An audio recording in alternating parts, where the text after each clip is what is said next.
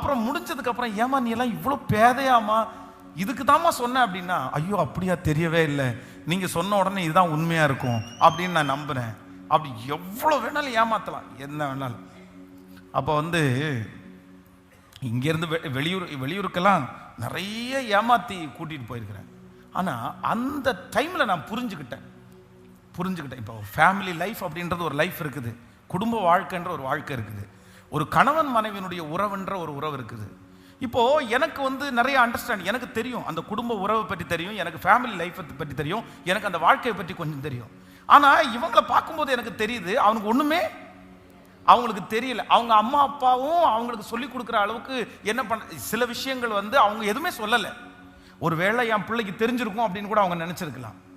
இப்போ எனக்கு உடனே அண்டர்ஸ்டாண்ட் ஆகுது, ஸோ இவங்களுக்கு எதுவுமே தெரியல அப்படின்னு சொன்ன உடனே நான் என்ன பண்ணுறேன்னா, நான் அண்டர்ஸ்டாண்ட் பண்ணிட்டேன்.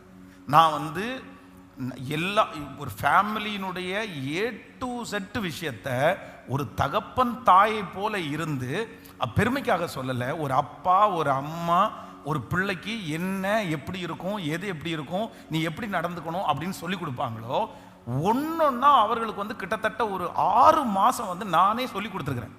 உட்கார வச்சு இதான் ஃபேமிலி, இப்படி தான் இருக்கணும், இப்படி தான் ஒரு கணவன், இப்படி தான் ஒரு மனைவி, இப்படி தான் நம்ம பேசணும் அப்படின்னு நான் சொல்லி கொடுத்துருக்குறேன். இப்போ காலங்கள் தாண்டிருச்சு, எங்களுக்கு பிள்ளைகள் பிறந்துட்டாங்க, இப்போ வந்துருச்சு.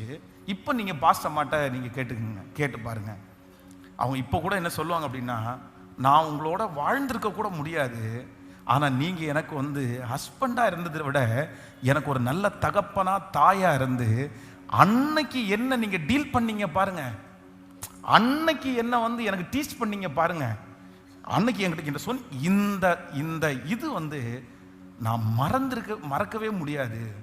என் லைஃப்பில் நீங்கள் அதை எனக்கு சொல்லி கொடுத்த விதங்கள் உண்மையிலே அப்படி அந்த மாதிரி அவங்க சொல்லுவாங்க. நான் பெருமைக்காக சொல்லலை, 2 பேரும் பெருமைக்காக சொல்லலை.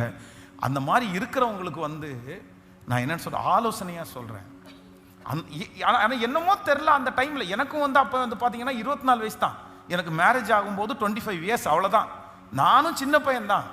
ஆனால் எப்படி அப்படி ஒரு புரிந்து கொள்ளுதல் எனக்கு வந்துச்சுன்னே தெரில. எதெல்லாம் அவங்களுக்கு தெரியாதோ எல்லாத்தையுமே வெயிட் பண்ணி காத்திருந்து ரெடி பண்ணி அவங்களுக்கு புரிய வச்சு, அதுக்கு பிறகுதான் அந்த ஃபேமிலி லைஃப், அதுக்கப்புறம் தான் அந்த வாழ்க்கை, அதுக்கப்புறம் தான் அந்த காரியங்கள் எல்லாத்தையும் நேர்த்திய. இப்போ அதுதான் அந்த ஃபேமிலி லைஃபுக்கே என்னவா இருக்குன்னா ஒரு ஆதாரமாக இருக்குது. அப்போ இந்த பலிபீடத்திலிருந்து நான் என்ன ஜெபம் பண்ணுறேன்னா, ஆண்டவரே அந்த புரிந்து கொள்ளுகிற தன்மை எனக்கு தந்ததற்காக ஸ்தோத்திரம்.